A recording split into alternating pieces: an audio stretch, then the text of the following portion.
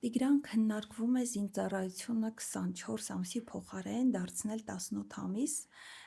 Ինձ հետաքրքիր է դուք կողմ եք այս գաղափարին, թե դեմ։ Արդեն գործող օրենք է եւ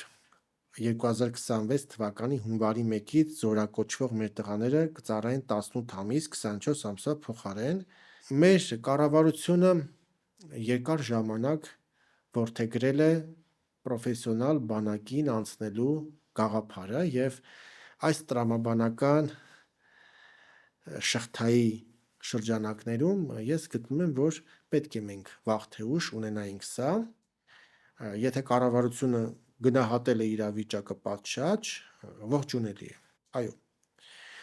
որովհետև կողմ եւ դեմ լինելու համար պետք է տիրապետել բավականին մեծ տեղեկատվության, որի հսկայական մասը ինքը պետական գաղտնիք է, ես չեմ կարող ասել կողմ եմ թե դեմ եմ, բայց եթե կառավարությունը կարողացել է գնալ այդ քայլին, ուրեմն վստահ է, որ կարող է եւ դա պրոֆեսիոնալ բանակ ունենալու մեր որդեգրած քաղաքականության տրամաբանական շարունակությունը եւ արդյունքն է։